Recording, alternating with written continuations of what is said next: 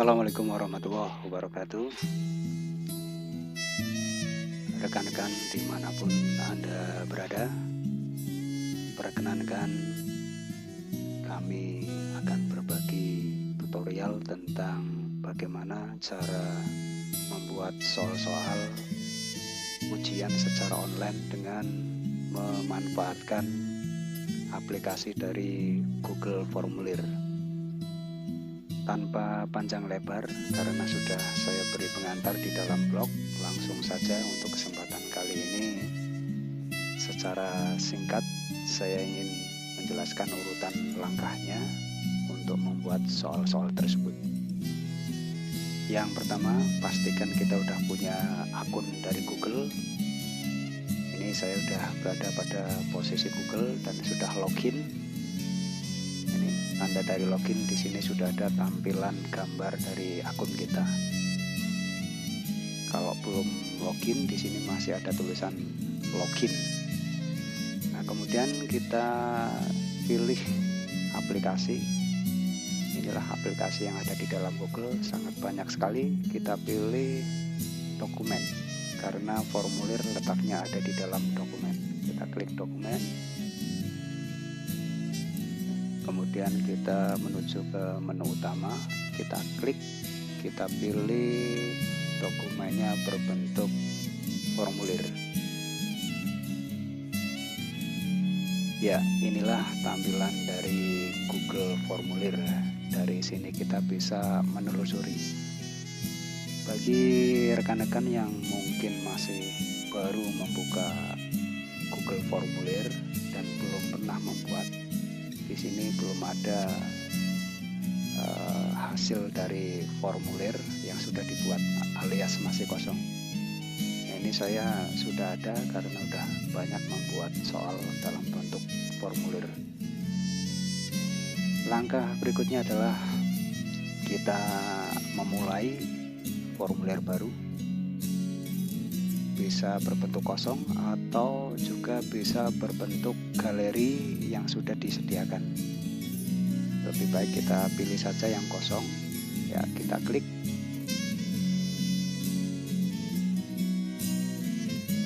Ya, inilah tampilan dari editing formulir yang nantinya akan kita bagikan kepada peserta didik melalui online.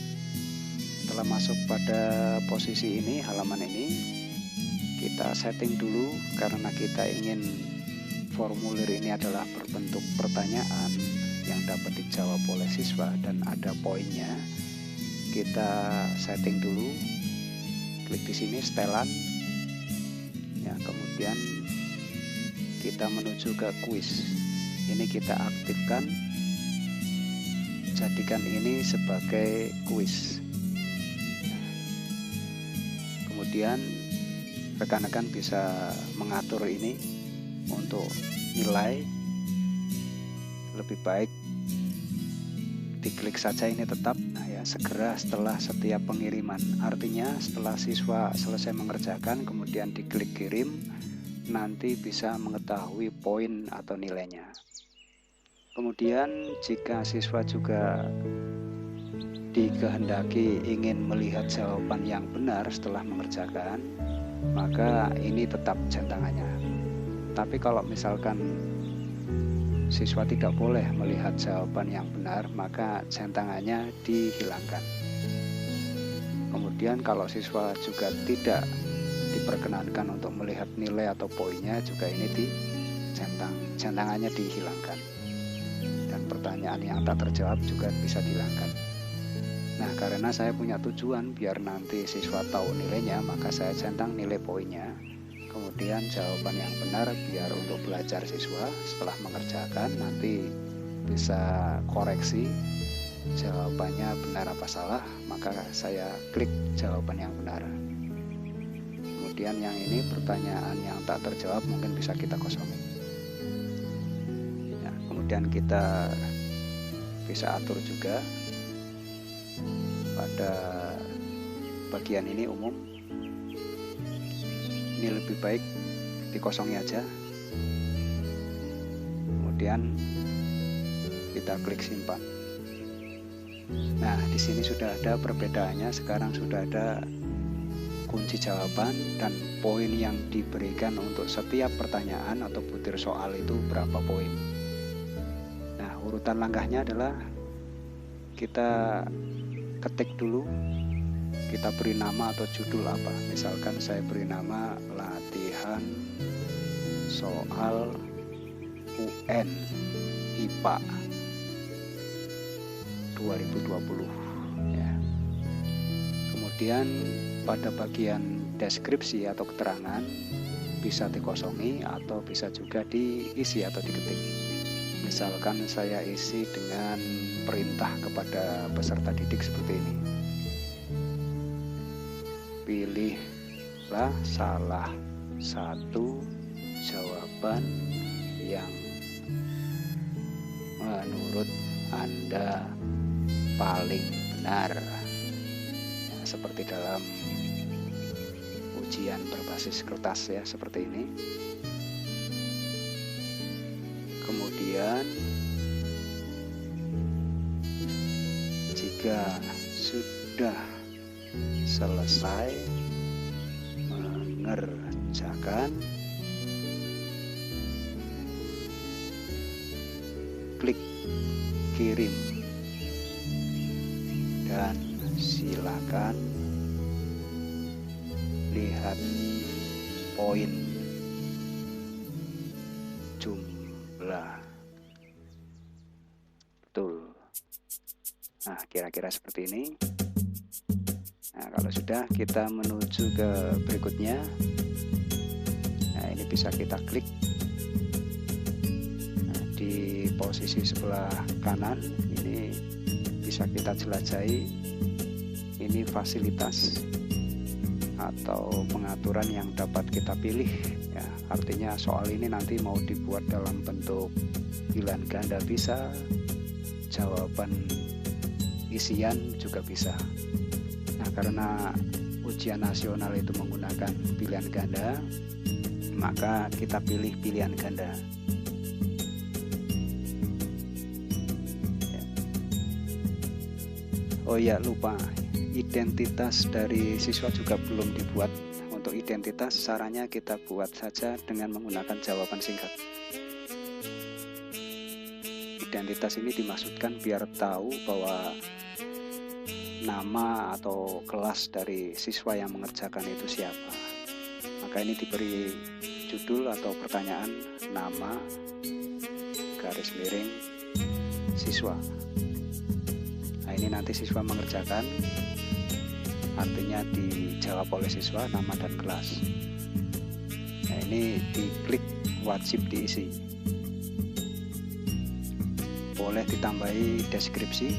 Pada bagian ini kita klik deskripsi. Silakan isi nama lengkap dan kelas. Diberi keterangan wajib diisi. Ini nggak usah diberi kunci jawaban ya, karena ini bukan soal. Kemudian kita lanjutkan untuk membuat per butir soal.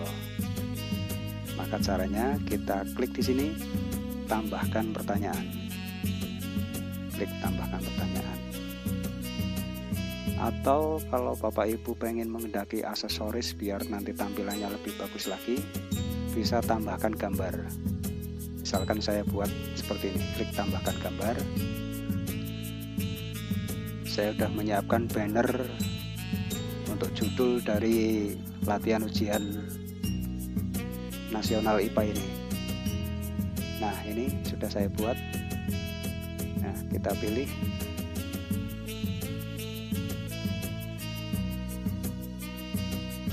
Nah, maka jadinya seperti ini. Nah, ini biar bagus. Ini kita tarik ke atas, artinya setelah ini identitas, atau monggo terserah disesuaikan, mungkin bisa jadi setelah ini, setelah judul.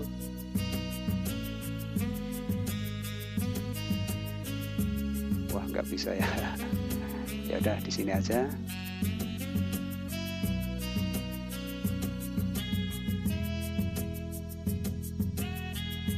Untuk ngecek sementara tinjauannya atau view-nya seperti apa, maka bisa kita klik. Jadi nanti maksudnya siswa itu mengerjakan untuk bentuknya seperti apa, kita klik. Nah ini nanti, jadi nanti siswa seperti ini. Nah nanti siswa bisa menjawab di sini.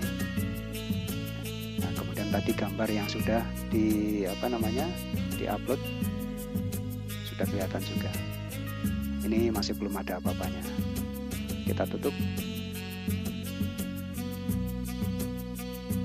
Kita kembali menuju ke editing ini. Sekarang kita memulai dengan pertanyaan pertama.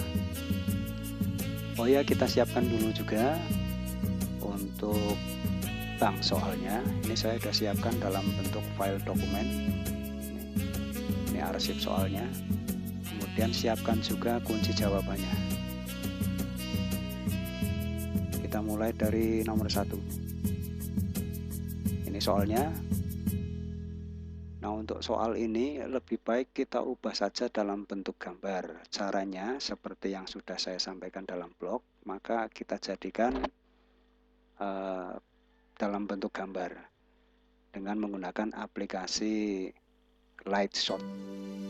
Contohnya ini saya sudah install ini aplikasi ini, Lightshot. Kemudian kita pilih, misalkan ini seperti ini areanya. Iya, kemudian kita simpan. Boleh diberi nama, boleh tidak. Biar cepat nggak usah diberi nama. Yang penting kita pastikan tahu letak posisi penyimpanannya ada di dalam ini. Kita save. Nah, kemudian kita menuju ke ini. Nah, untuk judul ini pertanyaan saya ganti dengan nomor 1. Kemudian soal tadi yang sudah saya buat menjadi gambar, kita unggah dengan cara klik di sini. Ini picture, gambar. Kita klik, kita cari. Nah, ini tadi yang sudah saya jadikan dalam bentuk gambar.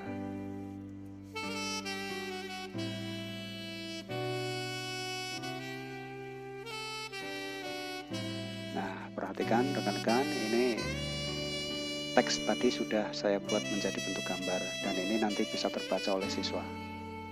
Nah, kemudian kita siapkan untuk opsinya. Nah, di sini masih ada atau baru ada satu opsi.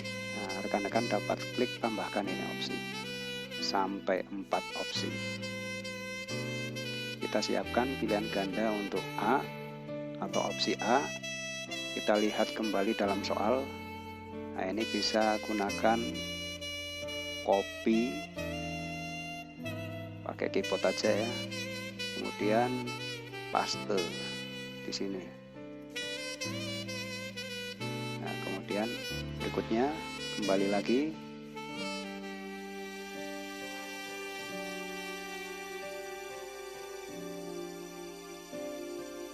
kita pastekan.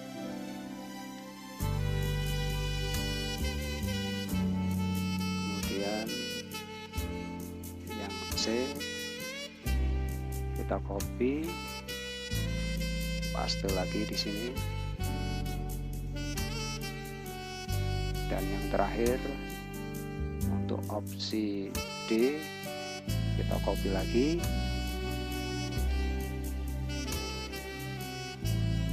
Nah, semua opsi sudah.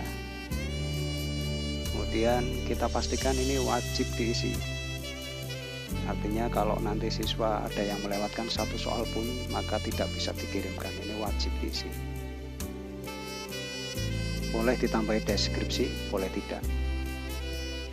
Kemudian yang paling penting lagi, kita tampilkan kunci jawabannya. Kita klik di sini kunci jawabannya. Untuk nomor 1 kita lihat kunci jawabannya adalah B. B berarti ini volume, massa jenis dan luas ini. Kemudian diberi poinnya, pilihan ganda. Kalau benar diberi poin misalkan 1. Kemudian rekan-rekan juga bisa menambahkan masukan jawaban. Artinya kalau nanti siswa menjawab benar, diberi penghargaan atau apalah. Ini jawaban salah, misalkan maaf, Anda belum beruntung. Nah, kalau jawaban benar, selamat, Anda benar.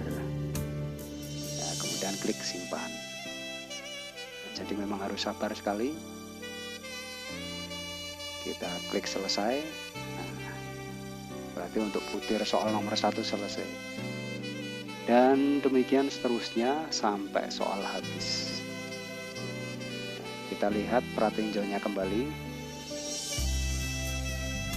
Nah, ini soal yang sudah kita buat untuk nomor 1. Sehingga nanti kalau misalkan siswa menjawab, misalkan saja jawabannya A, kemudian kita kirim, oh ya ini belum diisi, misalkan user kelas 9A, kita kirim, lihat skor.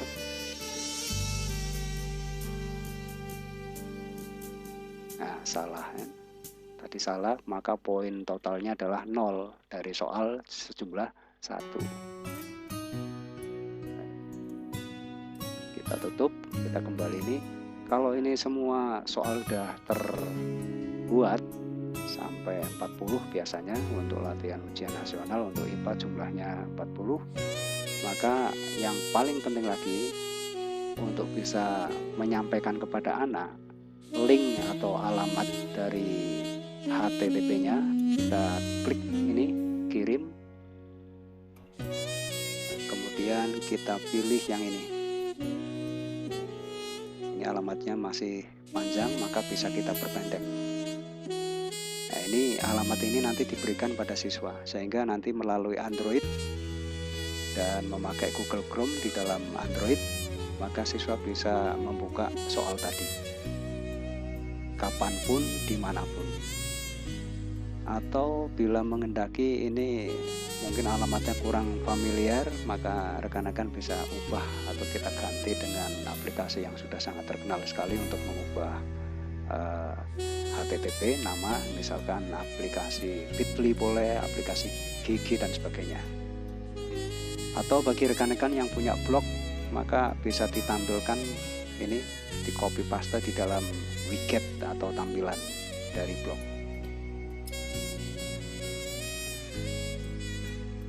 Ya, jadi itu secara singkat, padat, bagaimana cara membuat soal. Kemudian yang paling penting lagi, tadi dari siswa yang sudah merespon atau menjawab bisa muncul di sini. Nah, ini rekan-rekan wajib untuk selalu mengikuti perkembangan soal yang sudah diberikan ke anak itu sudah terjawab apa belum, kemudian bisa dilihat poinnya. Ini tadi karena untuk latihan baru ada 1, maka responnya ada 1. Di sini diklik tambahan, ini dapatkan notifikasi. Artinya gini, kalau ada siswa yang barusan mengerjakan, maka langsung ada pemberitahuan masuk melalui email kita, email ke alamat ini, email. Demikian rekan-rekan yang dapat saya sampaikan, mudah-mudahan bisa bermanfaat untuk kepentingan pembelajaran pada anak untuk latihan menghadapi ujian nasional. Kurang lebihnya mohon maaf. Terima kasih atas waktu dan kesempatannya untuk memperhatikan tutorial ini. Terima kasih. Assalamualaikum warahmatullahi wabarakatuh.